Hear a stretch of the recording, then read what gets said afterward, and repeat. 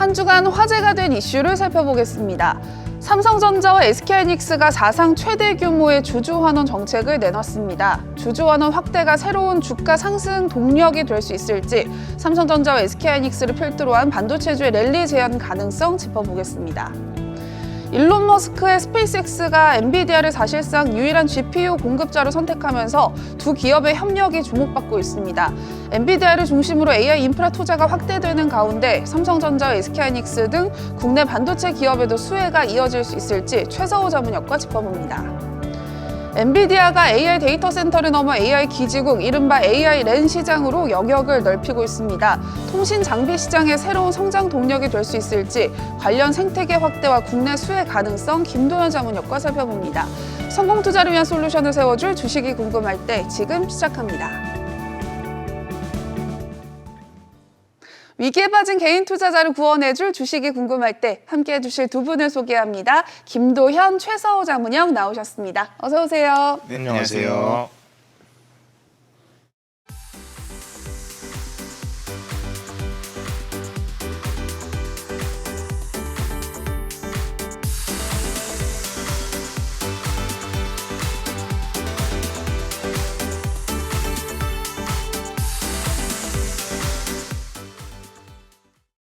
주식이 궁금할 때는 SBS 비즈 앱에서 실시간 시청이 가능합니다. SBS 비즈 앱을 다운받으셔서 더 많은 정보 얻어가시기 바랍니다. 자, 먼저 반도체 이슈들 살펴보도록 하겠습니다. 반도체 기업들의 주주 환원 확대가 외국인 수급과 주가 재평가를 이끌 핵심 변수로 꼽히고 있습니다. 실제로 SK하이닉스가 대규모 자사주 소각을 결정하면서 주가 역시 긍정적으로 반응을 하기도 했었는데요. 삼성전자 역시 대규모 주주 환원 방안을 내놓기도 했습니다. 자, 과연 시장의 재평가를 이끌기 위해서는 어느 정도 규모와 수준의 주주 환원이 좀 필요할까요? 네, 일단은 지금 상황에서는 절대적인 어떤 그런 금액보다는 환원율과 방식이 더 중요해졌다라고 볼 수 있는 상황입니다. 일단 우선 현재 SK하이닉스 같은 경우는 이제 40조 원 규모의 자사주를 좀 매입을 해서 이제 전량 소각하기로 했고, 기존에는 2025년부터 2027년까지 누적 잉여 현금 흐름의 50% 이내였던 이제 환원 기준을 50% 이상 이제 상향한 것은 어떻게 보면 시장이 원하는 방향을 좀 상당 부분 보여줬다라고 생각을 해볼 수가 있습니다. 단순히 이제 배당금을 늘린 게 아니라 이제 실제로 이제 주식 수를 줄이고 앞으로 이제 벌어들이는 이제 현금의 이제 절반 이상을 좀 지속적으로 주주들에게 돌려주겠다라는 그런 기준을 좀 제시를 했기 때문인데요. 반면에 이제 삼성전자 같은 경우는 이제 올해 이제 한 약 90조 원에서 110조 원 정도의 사상 최대 주주 환원을 좀 예상을 하고 있고, 우선 이제 3분기 정규 배당을 포함해서 약 30조 원의 현금 배당을 좀 실시할 계획을 좀 발표를 했는데요. 90조 원에서 이제 110조 원이라는 이제 금액 자체는 이제 과거랑 비교했을 때 과거 최대치였던 이제 2020년도 20조 원 3천억 원과 비교를 해보면 약 5배 수준이기 때문에 절대적인 금액으로만 놓고 보면 어떻게 긍정적으로 좀 평가를 해볼 수가 있지만, 그런데도 시장이 좀 좋지 않았던 거는 일단 SK하이닉스가 먼저 주주환원 정책을 좀 발표를 하면서 기대감이 좀 상당 부분 좀 반영이 됐던 부분들이 있었고, 그래서 네. 기대치가 좀 많이 올라왔었거든요. 그리고 이제 삼성전자는 잉여 현금 흐름의 50%를 좀 환원한다는 이제 기존 정책을 좀 유지를 했고, 나머지 재원을 어떻게 활용할지를 사실 어떻게 보면 아직 구체적으로 제시를 하지 않았기 때문입니다. 단순히 이제 환원 총액보다 환원율 상향과 또 자사주 소각의 구체성에 좀 더 많이 기대를 했지만 이 부분에 대해서 좀 충족을 못 시켜준 거라고 보시면 되고요.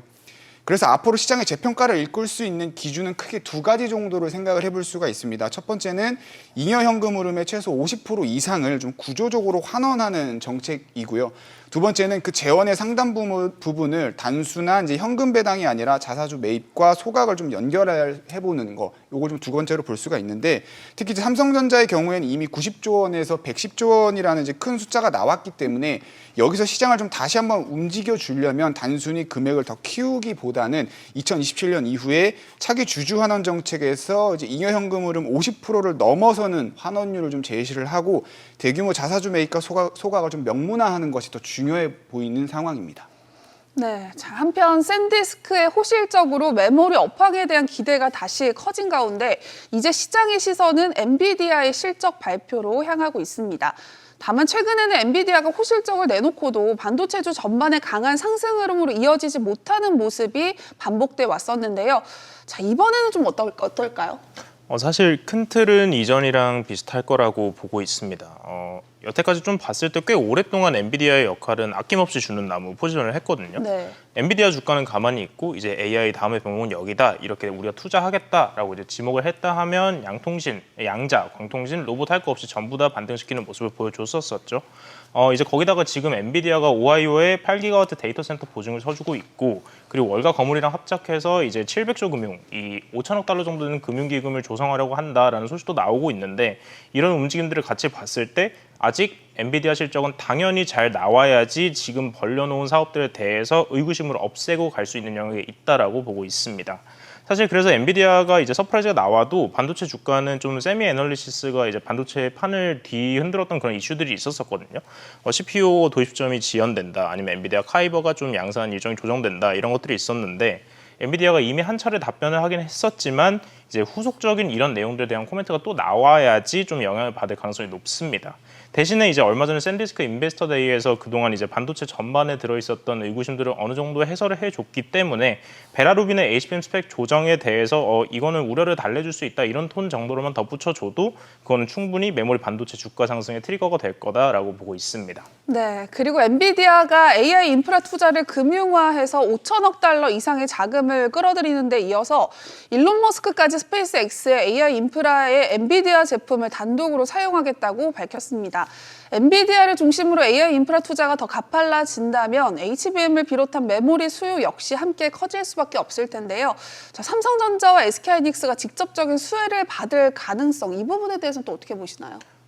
엔비디아가 이제 공급망의 최상단에서 이제 수요 자금까지 끌어들이기 시작했다라는 점을 보면은 AI 투자금 회수 논란 때문에 이제 KPX가 급격하게 꺾일 수 있다라는 좀 가장 큰 우려를 눌러줌과 동시에 반면에서는 신용에 대한 우려도 같이 올라오기 때문에 이건 좀 중립적으로 보는 게 가장 합리적이라고 보고 있습니다. 네. 그리고 스페이스X의 이제 베라루빈 선택 이슈는 이전에 삼성전자와 SK하이닉스의 전고점 부분에서는 부간에서는 횡보할 수 있는 명분 정도로만 기능을 했었다면 지금 주가 수준에서는 충분한 업사이드 재료라고 보고 있습니다.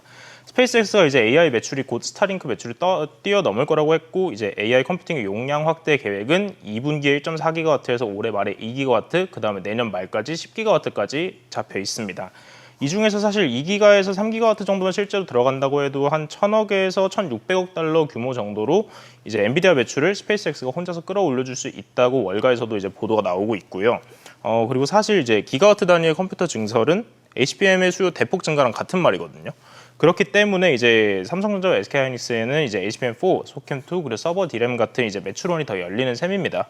이제 그렇기 때문에 삼성전자와 SK하이닉스한테는 이제 장기 성장 동력이면서도 이제 선제적인 메모리 증설, 지금 짓고 있는 이 공장들에 대해서 시장의 납득도를 높이는 근거로 작용한다고 말씀드릴 수 있겠습니다.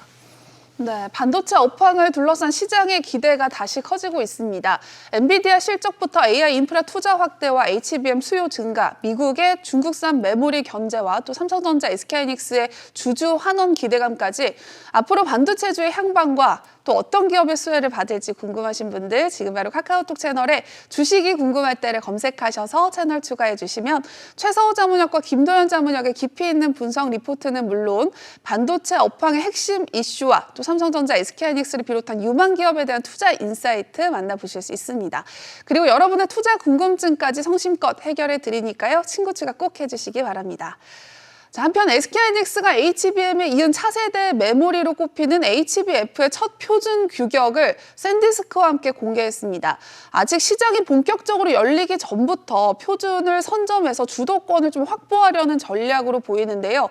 HBM에 이어서 HBF 시장에서도 SK하이닉스가 주도권을 선점할 가능성 좀 얼마나 될까요? 일단 이번 움직임 자체만 놓고 보면은 HBF 시장이 좀 본격적으로 열리기 전에 표준과 생태계 주도권을 좀 먼저 잡으려고 하는 전략은 확실해 보이는 것 같고요. SK하이닉스가 이제 샌디스크랑 먼저 HBF 표준을 좀 공개를 하고 구글과 이제 텐스토렌트 같은 업체까지 참여시킨 이유도 어떻게 보면 같은 맥락으로 보면 될 것 같습니다. 나중에 이제 HBF가 시장이 좀 커졌을 때 자신들이 만든 규격이 사실상 업계 표준처럼 좀 자리를 잡게 되면은 제품 개발과 이제 고객 확보에서 훨씬 유리해질 수 있기 때문인데요. SK하이닉스는 이미 HBM에서 엔비디아와의 협력을 좀 바탕으로 해서 시장을 좀 선점한 또 경험도 있단 말이죠. 그래서 네. 이번에도 이제 기술 개발뿐만이 아니라 고객사와 생태계를 먼저 묶어두려는 전략으로 그렇게 좀 선점을 하려고 하는 그런 모습들을 보여주고 있는 것 같고요. 다만 이제 아직 HBF는 2030년 상용화를 좀 목표로 하고 있는 초기 단계이기 때문에 SK하이닉스가 HBM처럼 확실한 1등이 될 거라고 아직까지는 좀 단정하기 좀 어려운 상황이고요.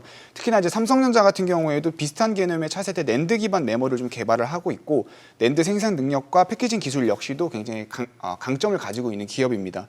결국에 지금 단계에서는 SK하이닉스가 HBF 시장을 좀 선점했다라고 보기보다는 남들보다 이제 먼저 표준과 이제 고객 생태계를 만들면서 선점 가능성을 좀 높이려고 하는 그런 행보로 해석해 볼 수가 있습니다. 네, 자 그동안 AI 메모리 수혜가 HBM에 집중이 됐었는데요. 이제는 그 단계를 넘어서서 낸드와 스토리지까지 확산될 가능성이 커지고 있습니다. 수요처가 다변화된다면 소부장 업체들도 좀 수혜를 받을 수 있지 않을까 싶은데 어떤가요? 장비 업체 실적이 일단 긍정적일 거고, 그리고 시점으로 따진다면 신규 클린룸보다는 이제 기존 라인에서의 공정 라인도 상승에 대한 수혜가 먼저 반영되지 않을까 이렇게 보고 있습니다. 물론 비슷한 시점이긴 합니다. 네. 그래서 메모리 업황과 공정 난이도 이거 두 개 동시에 노출된 기업들이 유리하게 합니다. 근데 이제 이렇게 한번 좀 두루뭉술한 느낌이 드실 텐데요. 그래서 좀 더 구체화를 하기 위해서 가장 투자 포인트의 대상격으로 묶일 만한 단어 하나를 꼽자면 방금 최서호 자문위원이 언급 주신 HBF입니다. 안 그래도 얼마 전에 이제 HBF 표준 규격이 공개가 됐었는데 이 규격에 HBM의 속도랑 SSD의 용량 이거 두 개의 장점을 각각 차용한 중간점 정도에서 위치를 하고 있거든요. 낸드를 HBM처럼 쌓는 게 HBF고 그렇게 봤을 때 이제 기존 HBM의 구조를 따라간다. 이 HBM의 큰 틀을 차용한다라고 친다면 한미 반도체나 LTC, QRT 같은 이제 기존 HBM 쪽에서 적층과 본딩 장비나 TSP 세정 아니면 초기 테스트 쪽에서의 강자 라인이 지금 HBF가 아직 초기 양산이 되기 전 단계에서 가장 빠르게 수혜를 받을 수 있지 않을까 이렇게 보고 있습니다. 네, 자 올해 삼성전자와 SK하이닉스의 이익이 큰 폭으로 늘어났습니다. 내년에는 이익 증가율이 둔화하는 반면 일부 소부장 기업들은 오히려 대형 반도체주를 웃도는 이익 성장을 보일 수 있다는 전망이 나오고 있는데요. 자, 실제로 내년에는 이익 성장의 중심이 소부장으로 확산될 가능성 있는 건가요? 네, 저는 충분히 가능성이 있다라고 보고 있는 상황이고요. 삼성전자랑 이제 SK하이닉스는 이제 올해 메모리 가격 상승하고 AI 수요 확대 덕분에 이익이 굉장히 큰 폭으로 늘었단 말이죠. 특히 이제 글로벌 하이퍼스케일러들도 초기에 이제 본격적인 투자가 좀 진행이 됐던 만큼 이제 메모리주들의 이익 증가율은 사실 기하급수적으로 늘었다라고 볼 수가 있습니다. 그래서 내년에도 사실 실적 자체는 좋지만 기저가 좀 높아지면서 이익 증가율은 좀 자연스럽게 둔화될 가능성이 있는데요. 반대로 이제 소부장은 이제부터 좀 시작이라고 볼 수가 있습니다. 고객사 투자가 이제 본격적으로 실적에 반영될 수 있는 구간인데요. 지난해부터 이제 하이퍼스케일러들이 AI 데이터 센터 투자를 좀 크게 늘렸고 이에 대응해서 삼성전자랑 SK하이닉스가 HBM과 첨단 D램 생산 능력 확대에 좀 나서고 있는 상황입니다. 여기 이제 HBM3E에서 뭐 HBM4, 그다음에 HBM4E까지 좀 세대 교차까지 좀 겹치고 있는 상황입니다. 이 과정에서 이제 가장 높은 이익 성장을 좀 기대해 볼 수 있는 분야는 HBM 본딩이나 이제 첨단 패키징 같은 장비라고 볼 수가 있는데요. 이유는 단순히 HBM 생산량만 늘어나는 게 아니라 세대가 올라갈수록 적층수가 많아지고 패키징 공정도 복잡해지는 구조이기 때문입니다. 결국에 이제 생산량 증가와 이제 공정 난도 상승이 동시에 장비 수요를 지금 키우고 있는 그런 구조가 만들어지고 있는 상황이라고 볼 수가 있습니다. 또 소부장 업체들은 이제 고정비 비중이 좀 높은 경우가 많아서 매출이 일정 수준 좀 이상 늘어나게 되면은 영업이익이 이제 매출보다 더 빠르게 늘어나는 영업 레버리지 효과를 좀 기대를 해볼 수가 있습니다. 그래서 순서를 보면 1순위가 이제 HBM 본딩과 패키징이고 2순위가 이제 검사나 테스트 그리고 3순위가 뭐 증착이나 뭐 식각, 세정 같은 이제 D램 전공정 장비를 좀 주목을 해볼 필요성이 있는 상황입니다. 네, AI 메모리 시장의 성장과 함께 반도체 소부장에도 새로운 기회가 열리고 있습니다. 변화하는 반도체 산업에서 어떤 소부장 기업의 수혜를 받을지 궁금하신 분들은 지금 바로 카카오톡 채널에 주식이 궁금할 때를 검색하셔서 채널 추가하시면 최서호 자문역에 전하는 반도체 소부장 산업 심층 분석 리포트는 물론 잠시 후 공개될 탑 1의 종목명까지 단독으로 만나보실 수 있습니다. 지금 바로 카카오톡 채널로 입장해 주시기 바랄게요. 자, 그럼 지금부터 투자자라면 반드시 주목해야 할 반도체 소부장주 탑3를 알아보도록 하겠습니다. 최서호 자문역이 준비하셨는데요. 3위부터 바로 공개해 주시죠. 네, 제가 준비한 이제 탑3 종목은 이제 파크 시스템즈라는 종목입니다. 네, 이 회사 같은 경우에는 이제 산업용 원자 현미경인데요. 이른바 이제 AFM이라는 장비를 만들고 있는 회사입니다. 이 AFM이라는 장비는 이제 쉽게 말씀드리면 이제 반도체 내에 아주 작은 굴곡이나 이제 변형이 있는지를 좀 정밀하게 측정하는 장비라고 보시면 되는데요. 예전에는 이제 반도체 구조가 지금보다는 좀 굉장히 단순했기 때문에 기존 검사 장비만으로도 충분히 확인할 수 있는 영역이 많았습니다.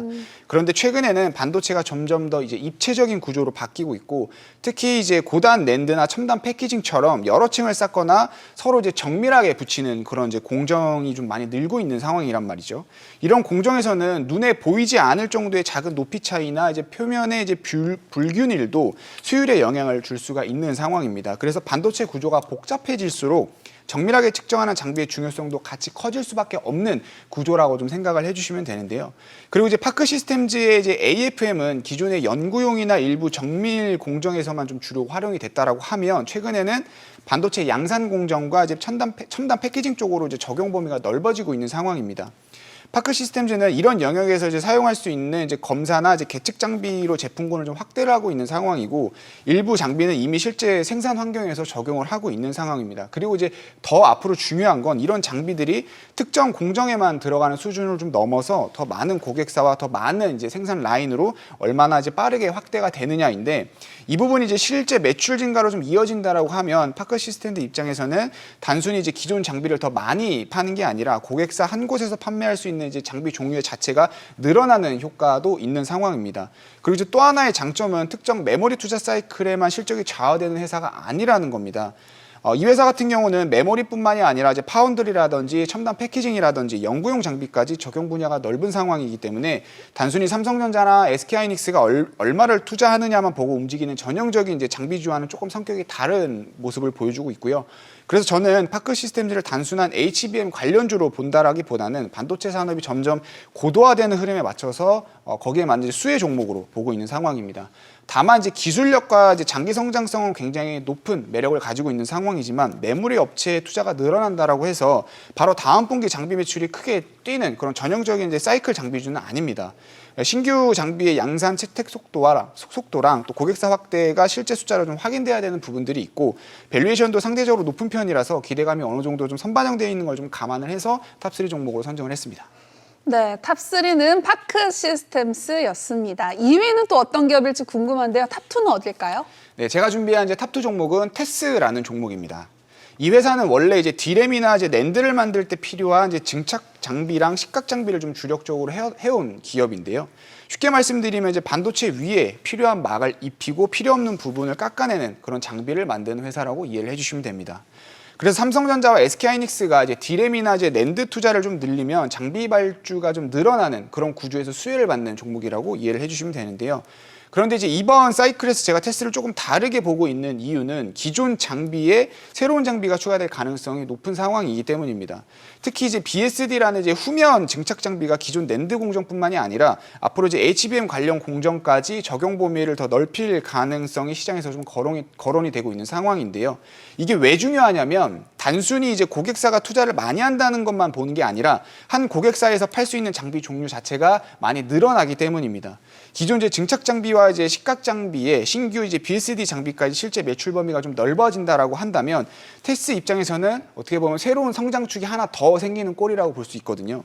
그리고 현재 시장은 HBM 생산 확대뿐만이 아니라 디램 미세 공정 전환과 낸드 고단화 투자까지 함께 진행될 가능성이 높은 상황이고, 테스는 이제 증착과 식각 장비를 모두 보유하고 있는 상황이기 때문에 한 가지 투자 사이클에만 기대는 게 아니라 여러 투자 흐름의 긍정적인 영향을 또 함께 받을 수 있는 종목입니다. 실적 측면에서도 기존 메모리 투자 회복 효과는 이미 좀 나타나고 있는 상황이고요. 여기에 이제 신규 장비 매출까지 좀 더해진다라고 한다면 매출 증가보다 영업이익이 더 빠르게 늘어나는 구간입니다.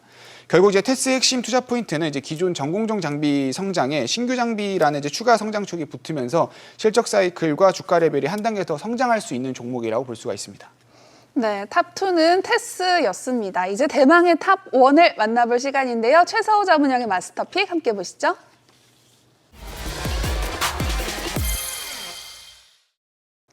네, 탑1의 종목명은 시청자 여러분들이 가장 궁금해할 종목이지만 방송에서는 아쉽게도 종목명을 공개해드리지 않습니다.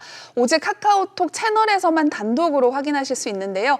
탑1의 종목명이 궁금하신 분들은 지금 바로 카카오톡 채널에 주식이 궁금할 때를 검색하셔서 채널 추가하시면 최서우 자문역이 선정한 탑1의 종목은 물론이고요. AI 메모리 수요 확대와 반도체 공급망 재편에 따른 관련 소부장 종목 분석과 산업 리포트까지 모두 만나보실 수 있습니다. 자, 이제 대망의 탑1 힌트를 한번 들어볼까요? 네, 주식이 궁금할 때 채널에서만 이제 단독 공개되는 탑1 종목 힌트 먼저 간단하게 좀 말씀을 드리자면, 일단 이 종목은 핵심 전공정 장비에서 이제 상위권 경쟁력을 갖고 있는 기업이고요. 국내뿐만이 아니라 이제 해외 주요 메모리 고객사까지 같이 좀 확보를 하고 있는 기업입니다. 그리고 무엇보다 올해는 이제 매출보다 이익이 더 빠르게 늘어나서 실적 사이클과 주가 레벨이 한 단계 더 올라갈 수 있는 종목이라고 설명을 드릴 수가 있습니다. 네, 자, 반도체 소부장 기업도 굉장히 많은데 이 기업을 이번 주 탑1으로 선정한 이유가 있을까요? 네, 먼저 이 회사가 어떤 회사인지부터 먼저 좀 설명을 드려보자면, 네. 반도체를 만드는 이제 전 공정에서 웨이퍼 표면에 남아있는 불필요한 물질을 좀 제거를 하고 공정 중에 발생한 이제 잔여물을 깨끗하게 처리하는 장비를 만드는 회사다라고 이해를 해주시면 됩니다.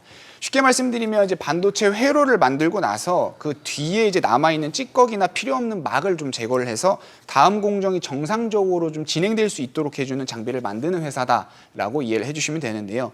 제가 이제 이 종목을 가장 높게 보는 이유는 HBM 투자 확대가 이제 후공정에만 머무르지가 않고 D램 전공정 투자로 확산되는 그런 구간에서 실적이 가장 빠르게 따라올 수 있는 장비 업체 중 하나이기 때문입니다. HBM은 여러 장의 이제 고성능 D램을 좀 쌓아서 만드는 그런 메모리 칩입니다. 그래서 HBM 출하량이 늘어나려면 결국 그 앞단에 있는 D램 웨이퍼 자체가 좀 많아져야 되는 부분들이 있고요. 여기에 이제 HBM3E에서 HBM4랑 그다음 HBM4E로 넘어가면서 미세 공정 전환까지 좀 같이 진행이 되고 있는 상황인데, 결국 메모리 업체 입장에서는 단순히 후공정 장비만 늘리는 게 아니라 웨이퍼를 더 많이 좀 생산을 하고 더 미세하게 가공하기 위한 이제 전공정 투자까지 같이 좀 늘려야 되는 그런 상황입니다. 근데 당사는 이미 핵심 전공정 장비에서 높은 경쟁력을 좀 확보를 하고 있는 상황이고, 국내제 주요 메모리 업체뿐만이 아니라 해외 고객사 투자까지 함께 받을 수 있는 구조를 가지고 있는 상황입니다. 그래서 특정 고객사 한 곳의 투자 일정에만 의존한다라기보다는 글로벌 메모리의 캐펙스 확대를 좀 폭넓게 수혜를 받을 수 있는 그런 장점을 가지고 있다라고 볼 수 있고요. 그리고 중요한 건 이게 이제 단순히 기대감만 있는 이야기는 아니라는 겁니다. 장비 업체는 매출이 일정 수준을 넘어가면은 이제 고정비 부담이 상대적으로 좀 줄어들기 때문에 주문이 늘어날수록 매출보다 이익이 더 빠르게 좋아지는 그런 구간이 나올 수가 있는데, 올해 들어서 실적이 좀 빠르게 좀 개선이 되고 있고, 또 매출 증가보다 영업이익 증가 속도가 더 빠르게 나타나는 영업 레버리지까지 확인이 되고 있는 상황입니다. 이미 숫자로 실적이 좀 확인이 되고 있고, 또 앞으로 고객사 캐펙스가 본격화될 경우에 추가적인 이익 성장까지 좀 기대할 수가 있는 상황이기 때문에 HBM 투자 확대의 낙수 효과가 실적으로 가장 빠르게 나타날 수 있는 장비주 중 하나라고 말씀을 드릴 수가 있습니다. 네, 반도체 소부장 섹터 내에서 가장 주목해야 할 탑1의 종목명이 어떤 건지 궁금하시죠? 탑1의 종목은 오직 주식이 궁금할 때 채널에서만 단독으로 공개해드리고 있습니다. 지금 바로 카카오톡 채널에 주식이 궁금할 때를 검색하셔서 채널 추가하시면 탑1의 종목명 바로 확인하실 수 있고요. 최서우 자문역이 직접 분석한 투자 포인트와 또 반도체 소부장 핵심 수혜 기업 리포트까지 모두 만나보실 수 있습니다. 그리고 주식 차트에 대한 모든 것을 정리한 기초 전자책도 함께 드리고 있으니까요. 친구 추가 꼭 해주시기 바랍니다. 모든 투자의 최종 판단과 책임은 투자자 본인에게 있습니다. 현명한 투자하시기 바랍니다.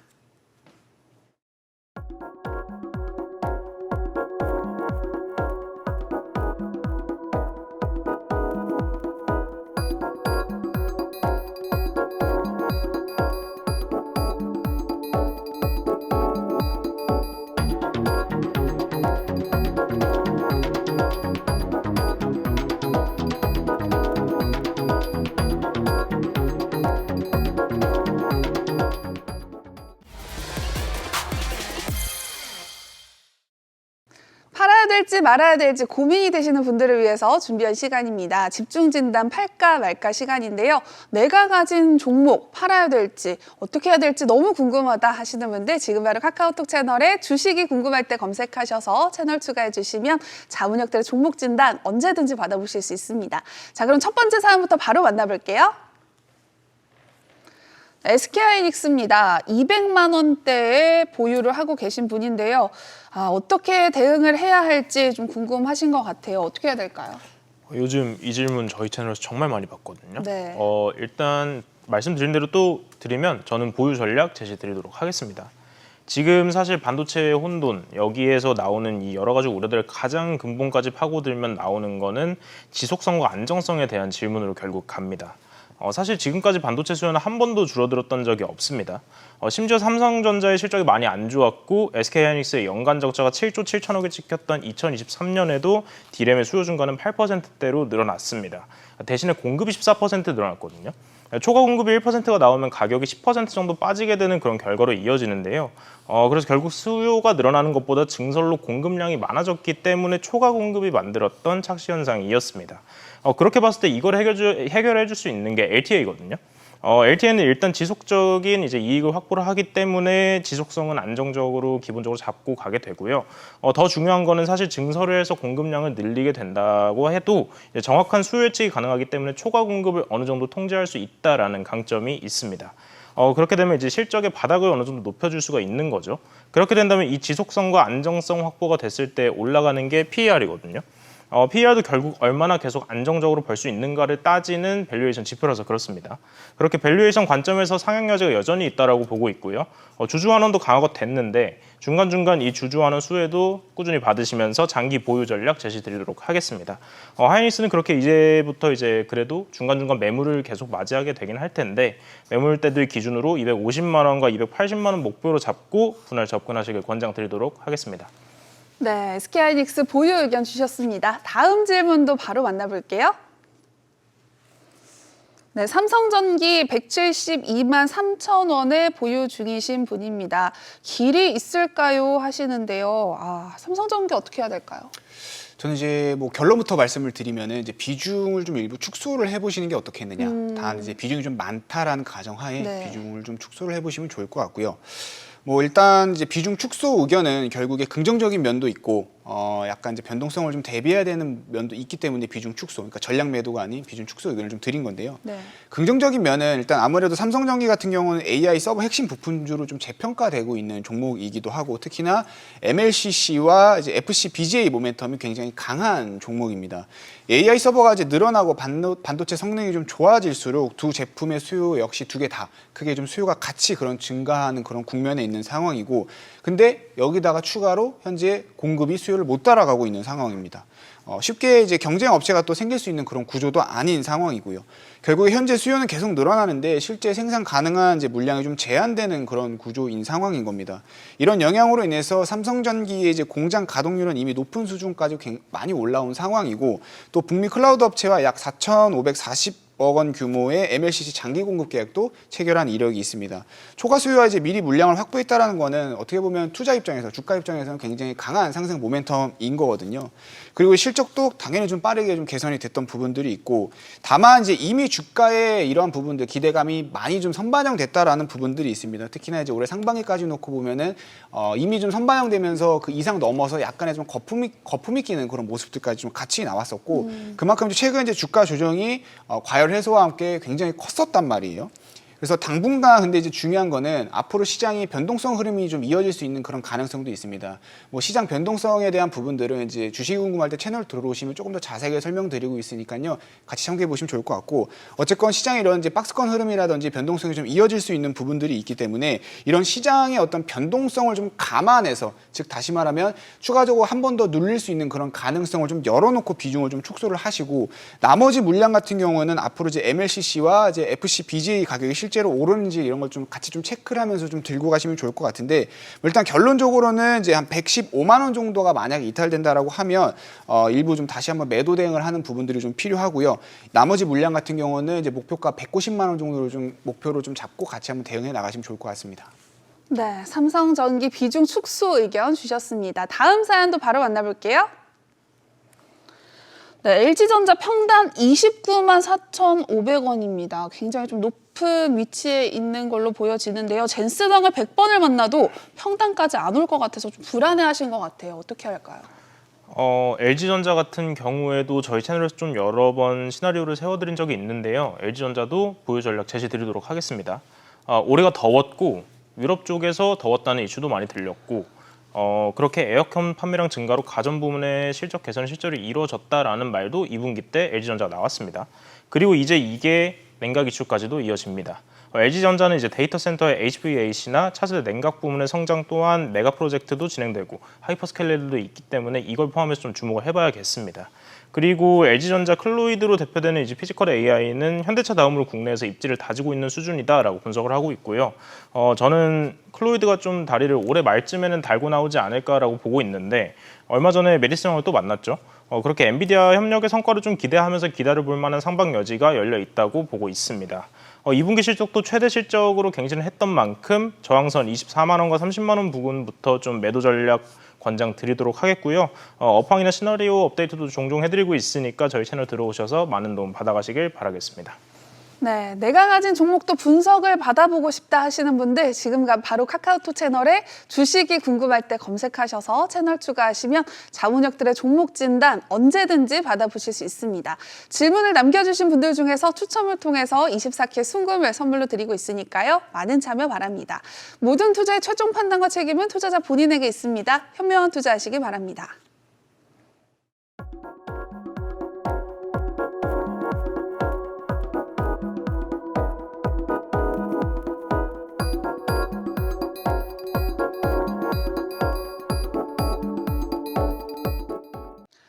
네, 생성형 AI 시대에는 GPU와 HBM이 핵심 수혜주였는데요. 피지컬 AI 시대에는 방대한 데이터를 실시간으로 주고받는 연결망의 중요성이 더욱더 커진다고 합니다. 자, 그렇다면 AI 투자 수혜의 중심이 이제는 반도체를 넘어서 통신 장비까지 좀 확대가 되는 걸까요? 네, 사실 이미 확산되고 있습니다. 일론 머스크도 이제 이 판에 참여를 하게 됐고요. 스페이스X가 최근에 에코스타가 보유한 지상의 무선 주파수 대역을 170억 달러를 주고 인수를 했는데요. 일론 머스크가 이제 AI 매출이 이제 스타링크를 따라잡을 거라고 했고, 그리고 2분기 위성 사업 매출액이 스페이스X가 40억 달러 정도 되는데 이 규모 대비해서 높거든요. 그렇게 봤을 때 이제 옵티머스 같은 피지컬 AI 같은 이제 그 구현들에 활용하기 위한 움직임도 의도에 섞여 있다라고 해석을 해볼 수가 있습니다. 피지컬 AI가 도심에서 이제 초단위로 주변을 스캔하고 움직이기 위해서는 초저지연과 저전력 기술이 당연히 필요하고요. 여기서 나오는 게 이제 여러 기기에서 올라오는 데이터를 현장이나 기지국 인근 서버에 처리하는 엣지 컴퓨팅이라는 개념입니다. 여기저기 싹 깔아놔야 구현되는 개념이라고 보시면 되겠고요. 사실 피지컬 AI한테 그냥 로봇한테 지하 4층에 가서 자동차 좀 찍어와라 이렇게 명령을 내렸는데 그러려면 일단 지하에서 통신이 안 끊겨야 되고 그 다음에는 이제 주변 환경을 비디오로 계속 찍어서 데이터화한 다음에 네트워크를 계속 쏴줘야 되는데 그렇게 되면은 트래픽이 엄청나게 폭증하게 되거든요. 이걸 감안했을 때 피지컬 AI가 이제 통신 장비 쪽에 붙으면서 통신 장비 쪽은 양적인 성장도 더해서 통신망 자체를 아예 AI 컴퓨팅 플랫폼으로 바꿀 수 있는 질적인 성장까지 가능하다라는 점을 좀 주목해 보고 싶습니다. 네, 자, 한편 엔비디아가 AI 데이터 센터를 넘어서 AI 기지국, 이른바 AI 랜 시장으로 사업 영역을 넓히면서 통신 장비 시장의 경쟁 구도에도 변화가 예고되고 있습니다. 엔비디아의 본격적인 통신 장비 시장 진출이 기존 장비 업체들의 입지를 위협하는 요인이 될까요? 아니면 AI 랜 시장 자체를 키우면서 국내 통신 장비 업체에게도 좀 새로운 성장 기회가 될까요? 일단 국내 무선 통신에는 기회가 맞다라고 이제 결론부터 말씀드리고 싶고요. 네. 새로운 인프라 표준을 엔비디아가 만들어낸다는 관점이랑 그리고 아까 스페이스X의 통신 시장 참여를 같이 언급드렸었는데 이거를 엮어서 보면 고객이 다각화가 된다는 게 좀 입체적으로 보일 수가 있습니다. 소프트뱅크와 엔비디아가 공동 발표한 백서에는 이제 AI 랜 인프라에 1달러를 투자할 때 약 5달러의 AI 추론 수익을 얻어낼 수 있다라고 예측하고 있고 이제 그렇게 통신 기지국 자체가 AI 서버가 될 수 있다는 걸 보여줬습니다. AI랜의 핵심은 사실 기지국을 똑똑한 분산 계산기, 이 서버로 아예 업그레이드하는 질적인 투자거든요. 그래서 이제 프로세서나 AI 플랫폼 영역같이 밸류체인의 최상단을 엔비디아가 노리고 있는 겁니다. 그리고 거기에 들어가는 부품 분야에 특화되어 있는 게 한국의 포지션이고요.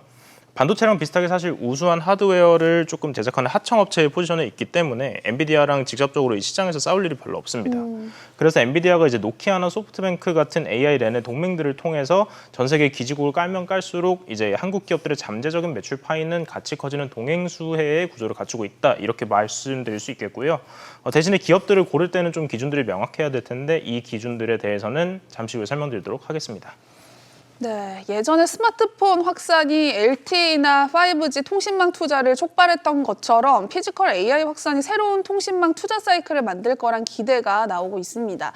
AI 랜과 엣지 네트워크 투자가 본격화된다면 과거 LTE나 5G에 버금가는 통신 장비 업황의 큰 사이클 좀 기대해 볼 수 있는 걸까요? 뭐 일단 큰 사이클에 대한 가능성은 있지만 이제 다만 과거에 그 LTE나 이제 5G처럼 통신 장비 전반이 동시에 좀 크게 좋아지는 그런 사이클로 단정할 수는 아직까지는 좀 이른 것 같고요. 네. 과거에 이제 LTE나 이제 5G 투자는 스마트폰 보급과 이제 데이터 사용량 증가에 맞춰서 전국적으로 이제 기지국과 안테나를 좀 확대하는 투자였습니다. 반면에 이제 AI 랜과 엣지 네트워크 투자는 이제 로봇과 이제 자율주행처럼 실시간 반응이 필요한 이제 피지컬 AI를 좀 지원하기 위해서 기지국 성능 개선과 엣지 서버 그리고 광 전송망과 데이터 처리 인프라를 좀 함께 확대하는 방향에 가까운 상황입니다. 실제로 글로벌 통신 장비 업체와 이제 통신사들 같은 경우에는 AI 랜과 이제 엣지 컴퓨터 실증을 좀 확대를 하고 있고 기존 이제 5G망의 AI 연산 기능을 좀 결합하는 움직임도 구체화되고 있는 상황입니다. 다만 이제 중요한 건 이제 투자 방식입니다. AI 랜은 이제 기존 장비를 전부 교체하기보다는 이제 소프트웨어 업그레이드나 이제 범용 서버 그리고 GPU를 활용하는 비중이 커질 수 있는 상황이기 때문에 과거처럼 이제 기지국 장비 수요가 일괄적으로 이제 폭증하는 구조와는 좀 다를 수가 있습니다. 그래서 현재는 LTE와 이제 5G급 사이클이 이미 시작됐다라고 이제 보기보다는 피지컬 AI 확산이 실제 통신사 캐펙스 증가로 연결되는지를 확인하는 그런 이제 초입의 단계로 보는 게 맞을 것 같고요. 그리고 이제 결국 큰 사이클이 나오려면 앞으로 로봇과 자율주행 서비스가 좀 실제로 확산되는 부분들이 있고 통신사들이 AI 랜과 엣지 데이터 센터 투자를 좀 본격적으로 늘리는지 이런 게 좀 핵심적인 요인이 될 것 같습니다. 네, 스페이스X의 위성 지상망 투자 확대부터 엔비디아의 AI 랜 시장 진출, AI 랜과 엣지 네트워크가 이끌 새로운 통신망 투자 사이클까지 통신 장비 산업의 성장 동력과 투자 포인트도 빠르게 변화하고 있습니다. 이런 변화 속에서 어떤 기업에 주목해야 할지 궁금하시다면 지금 바로 카카오톡 채널에 주식이 궁금할 때를 검색하셔서 채널 추가해 주시면 김도연 자문역과 최서호 자문역의 깊이 있는 분석 리포트는 물론 통신 장비 산업의 핵심 이슈와 유망 종목에 대한 투자 인사이트까지 만나보실 수 있습니다. 여러분의 투자 궁금증까지 성심껏 해결해 드리고 있으니까요. 지금 바로 친구 추가해 주시기 바랄게요. 자, 미국이 중국 통신장비 규제를 완제품에서 핵심 부품과 온라인 유통시장까지 확대하면서 규제 강도를 점점 더 높이고 있습니다. 이 중국 업체의 규제에 따른 반사 이익을 기대할 수 있다는 입장이 있고 또 중국산 부품 활용도가 높은 국내 통신장비 업계가 좀 영향을 받을 수 있다라는 우려도 같이 있는 상황인데요. 이 부분은 좀 어떻게 해석해 보면 좋을까요? 일단 단기적인 타격은 제한적일 텐데 좀 중장기적으로 길게 늘려봤을 때 좀 공급망 관리나 재편 부담이 있을 수 있다라는 가능성은 충분히 존재합니다. 네. 국내 기업들은 지정학적인 리스크를 이미 이거에 대해서 고려를 해왔기 때문에 이미 이 미국용으로 수출되는 제품들은 베트남이나 국내 생산 부품을 적용하거나 이런 식으로 해서 별도로 이원화를 한 상태로 공급망 관리를 해왔습니다. 그래서 단기적인 영향이 제한적일 거다라고 이제 판단을 하고 있는 거고요. 대신에 지금 이제 논리연산 하드웨어까지만 중국산에 대한 규제가 들어갔는데 FCC가 나중에 실질 생산 주체나 이제 공급 이력까지 추적을 한다거나 아니면 소프트웨어나 이제 펌웨어까지 나중에 규제 범위를 확대하게 된다면 그때는 이제 확실히 규제에 대한 부담감이 가중되는 거거든요. 그리고 이제 중국의 인화인듐에 대한 수출 통제로 인해서 나오는 광통신 전체 공급망에 오는 부담도 고려를 하고 가야겠고요. 국내 통신에는 그래서 양쪽으로 좀 확인해야 될 게 있습니다. 이제 부품 단위로 들어올 수 있는 이 철저한 탈중국 인증 요구와 그리고 이제 글로벌 원자재의 수급 불안정성 이거 두 개를 어떻게 해결해 나가는가를 지켜보는 게 중요하다 이렇게 말씀드릴 수 있겠습니다. 자, AI 데이터 센터와 통신망 고도화, 주파수 재편까지 대규모 투자가 이어지면서 미국이 통신장비 업계의 핵심 시장으로 떠오르고 있습니다. 국내 통신장비 업체들이 북미 시장에서 실제 수주를 확대할 가능성 좀 얼마나 될지 궁금하네요. 꽤 높다고 보고 있고 그래서 이번에는 좀 무선통신 쪽으로 한번 주목을 해보면 어떨까 이렇게 말씀을 드리고 싶습니다. 네. AI 랜이 커졌을 때의 수혜랑 그리고 주파수 경매까지 수혜가 온다라고 했을 때 이 부분이 겹치게 되는 거는 무선통신 쪽이라고 큰 틀에서 봐야 되거든요. AWS-3 재경매가 6월에 됐는데 여기에서 버라이즌이 31억 달러치의 주파수를 확보를 했고 내년 4월쯤에는 어퍼 C밴드의 경매도 예정돼 있습니다. 주파수 확보는 여태까지 봤을 때 KPEX 투자의 선행지표였고요. 중국 규제까지 있고 그렇게 보면은 네, 실제 수주 확대 기회는 생각보다 훨씬 더 크게 열려 있다 이렇게 말씀드릴 수 있습니다. 그리고 경쟁력을 따진다라고 했을 때는 세 가지 기준을 골랐는데 신뢰성과 상호 운용성 그리고 차별성 세 가지입니다. 이걸로 탑3 오늘 설명드릴 겁니다. 네. 신뢰성은 첫 번째로 이제 1티어 통신사에 대한 레퍼런스입니다. 통신사들 이제 특히 미국의 통신사들은 검증된 제조사가 아니면은 이제 진입 기회를 쉽게 주지 않습니다. 그래서 이제 글로벌 납품 레퍼런스를 가지고 있는지가 첫 번째 기준이고요. 두 번째 상호 운용성은 이제 오픈랜이라는 개념이 있는데 표준화된 규격으로 다양한 장비들을 이제 여기저기 다 갖다 붙여서 통합할 수 있다라는 개념이고 중국에 대한 규제를 좀 하려고 중국을 탈중국하려고 미국이 이 시장을 엄청나게 키우고 있습니다.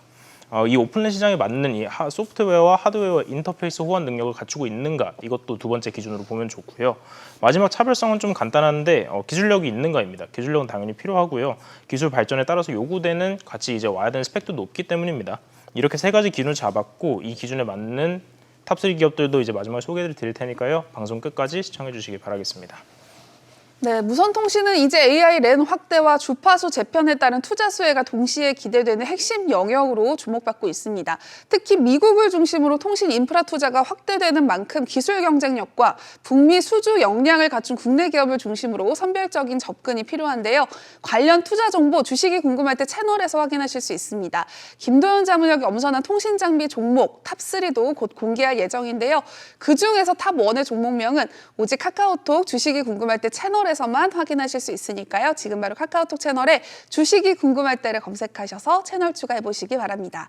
자, 이제 김도현 자문역이 선택한 통신 장비주 탑3 확인해 볼 텐데요. 자, 먼저 3위부터 바로 공개해 주시죠. 네, 이번에 탑3 기업들은 아까 말씀드렸던 것처럼 무선통신 관련주들이고요. 탑3 기업은 솔리드입니다. 세 가지 기준을 아까 말씀드렸는데 이 중에서 상호 운용성을 특히 충족하는 기업이라고 말씀드릴 수 있겠고요. 스페이스X가 나서는 이제 피지컬 AI 인프라가 구축될수록 그리고 이제 엔비디아가 나서는 AI 랜이 상용화될수록 기지국 자체의 AI화뿐만 아니라 이제 로봇과 센서 같이 AI가 구동되는 이 망의 품질이 생명선이 되는데요. 사실 나중에 로봇한테 여기 가서 이렇게 해라고 명령을 내렸는데 거기는 이제 지하라서 안 됩니다. 뭐 건물 아니라서 안 됩니다. 이러면 안 되잖아요. 네. 그래서 이제 건물 내부나 지하 음영 지역에서 무선 신호가 끊기면 무용지물인데 솔리드가 여기를 담당하고 있습니다. 대형 빌딩이나 지하철, 이 대형 경기장 같은 실내 음영 지역을 커버하는 분산 안테나 시스템, 이 DAS 시장에서 약 15에서 18% 정도의 시장 점유율을 차지하고 있는 글로벌 4위권의 메이저 기업입니다. 업황이 안정적이고 사실 영업이익률도 안정적인 환경인데 이거는 레포트를 좀 통해서 다 자세하게 다루도록 하겠고요. 가장 메인 투자 포인트 2개만 소개해드리도록 하겠습니다. 첫 번째로는 이제 오픈랜 시장에서의 선점 효과가 붙을 수 있는 기업입니다. 탈중국 움직임 속에서 사실 미국 주도로 열리는 이 오픈랜 시장은 작년 34억 달러에서 2035년에는 877억 달러까지 연평균 39.8%씩 성장이 전망되는 시장입니다. 솔리드는 사실 이제 글로벌 기지국 SI 대기업들과 오픈랜 프론토롤 기반의 무선 장치를 이미 공동 개발을 한 상태로 이미 약 500억 원 이상의 글로벌 누적 공급 실적을 쌓아놓은 상태입니다. 그렇게 2-3년의 기술 선점 효과를 누리고 있고요. 그래서 이쪽에서 수혜가 가능할 거다라고 판단을 좀 내려봤습니다. 두 번째로는 수주 모멘텀이 이제 붙는 시기입니다. 내년까지 북미 인프라에 대한 좀 이벤트가 이어지는데요. 아까 언급드렸던 내년 어퍼 C밴드에 대한 주파수 경매 일정과 그리고 이제 북중미 월드컵 경기장 주변에서 계속되는 DAS 프로젝트로 북미향 수출을 계속 따올 수 있다는 점에 좀 주목을 해봤습니다. 매출 채권이나 재고 회전도 이제 정상 범주 안에 있어서 유동성 리스크는 좀 낮다고 판단을 하고 있고요. 그리고 사실 솔리드가 연간 영업이익의 4분의 3 이상 정도 되는 수준이 항상 4분기에 집중되는 계절성을 가지고 있는데 이거를 좀 감안했을 때 이번에 2분기에 어닝 미스를 뒤로 하고 하반기 갈수록 좀 이제 이익의 정상화 궤도 진입이 예상된다 이렇게 보고 탑3 선정했습니다. 네, 탑3는 솔리드였습니다. 2위는 어떤 기업일지 궁금한데요. 탑2 어딜까요? 탑2 종목은 RFHRC입니다. 네. 지금 중국산 비중이 너무 높다. 그렇기 때문에 이 규제는 현실성이 떨어질 거다라고 얼마 전 발표됐던 이 FCC의 규제에 대한 회의론도 한번 쭉 돌았었습니다. 그런데 사실 AI 패권 경쟁을 하고 있는 게 지금 미국과 중국인데 여기서 피지컬 AI 인프라를 구축하는 과정에서 중국산 비중이 높은 상태로 계속 쭉 가겠다라고 말을 하는 건 미국과 중국한테 이제 패권 경쟁 내주겠다라는 거랑 이제 같은 말이거든요. 그래서 결국에 중국산 통신 장비에 대한 규제는 계속 쭉 갈 텐데 그 안에서 이 수혜를 RFHRC가 에릭슨에 대한 납품을 하면서 가져갈 수 있다라는 게 좀 가장 직관적인 투자 포인트입니다. 엔비디아의 AI-랜 동맹사 그리고 이제 글로벌 무선 기지국 시장 2위, 비중국계에선 1위인 기업이 바로 이 에릭슨인데요. 에릭슨은 AT&T와 약 140억 달러 규모의 오픈랜 협력을 23년에 체결을 했고 올해 말까지 무선 트래픽을 이제 가상화 플랫폼으로 처리하기로 했습니다. 그래서 지금 기지국을 소프트웨어로 가상화하는 이 V랜 신규 프로젝트에 집중하고 있는 게 에릭슨의 상황이고요. 가상화 기지국은 전력 소모량이랑 이제 신호 감소가 심하기 때문에 기존 실리콘 부품보다는 효율이 10% 높고 전력이 20% 정도 개선된 이 GAN, 이 지라갈륨 전력 증폭기를 탑재했을 때 효율이 기하급수적으로 올라갑니다. RFA 차시는 이제 국내에서 이 지라갈륨 전력 증폭기 기술력을 갖추고 있고 에릭슨과도 이미 1차 벤더 등록이 2013년에 돼 있습니다. 그래서 새롭게 열리는 이 고부가의 좀 가상화 기지국 프로젝트용 부품의 수혜를 받을 수 있다라는 점을 좀 주목을 해봤고요. 중국 규제로 그리고 이제 에릭슨의 중국 공급망이 위축되면 될수록 이제 가능성이 더 이전보다 높다라는 시나리오도 같이 세워볼 수가 있습니다. 그렇게 장기 수주 체력을 좀 다질 수 있다라고 보고 탑2를 선정을 했는데 사실 RFA 차시는 방산과 광통신에도 좀 이제 강점이 있는데 이 부분에 대해서는 저희 채널 단독 레포트로 소개드리도록 하겠습니다.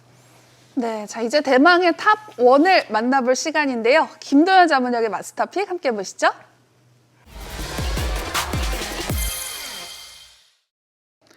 오픈랜과 AI랜 무선 기지국 투자 확대까지 통신 장비주에도 새로운 성장 기회가 열리고 있습니다. 이 성장세를 가장 크게 누릴 탑1의 종목이 어떤 종목인지 궁금하시죠?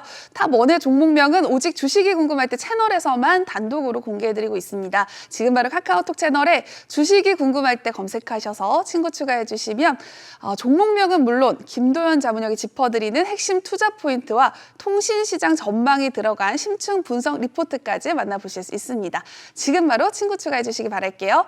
자, 이제 많은 분들이 기다리셨던 탑1의 종목 힌트를 한번 들어볼게요. 네, 주식이 궁금할 때 채널에서 단독 공개되는 탑1 종목 힌트 공개하도록 하겠습니다. 아까 이제 국내 통신 장비를 바라볼 때 좀 기존 레퍼런스의 신뢰성, 그리고 기술적 차별성과 그리고 오픈랜의 상용 운용성 이렇게 세 가지의 기준들을 좀 언급을 드렸었는데요. 이번 마스터픽은 이 세 개 기준을 가장 균형적으로 충족시킬 수 있는 기업이라고 보고 선정했습니다. 네, 자 그럼 이 기업을 탑1으로 선정한 이유가 있을까요? 네, 엔비디아가 AI-랜의 두뇌를 가져간다면 국내에는 기지국의 신경망을 이미 미국 양대 통신사에 깔아본 경험이 있는 회사 마스터픽이 있습니다.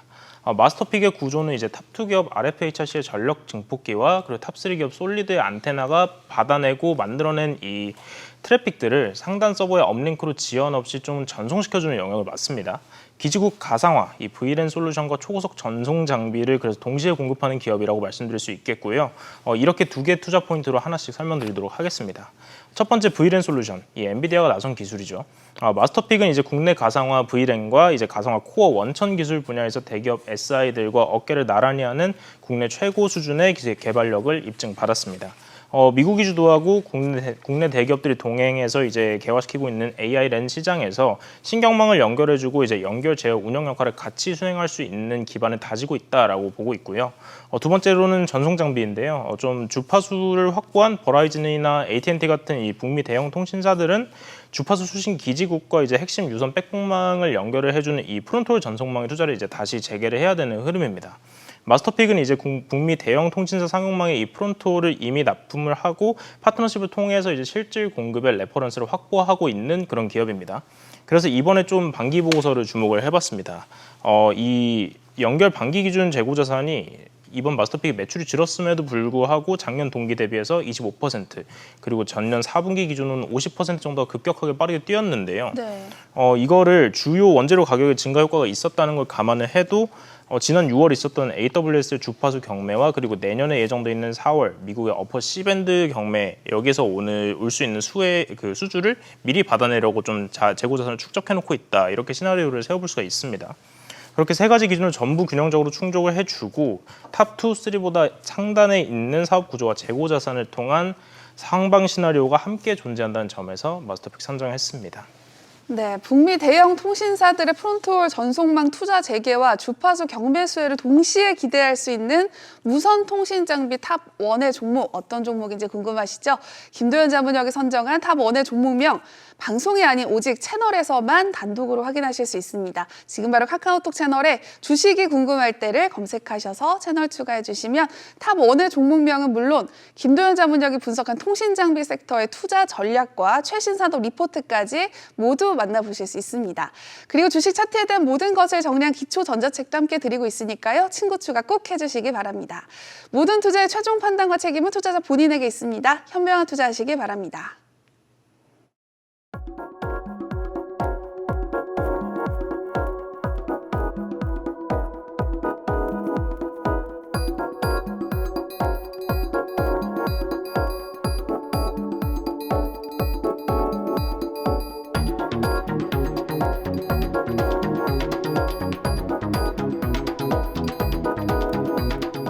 네, 오늘 저희가 준비한 내용은 여기까지입니다. 다음 시간에도 알찬 이슈와 명쾌한 투자해법으로 찾아오도록 하겠습니다. 시청해주신 여러분 고맙습니다.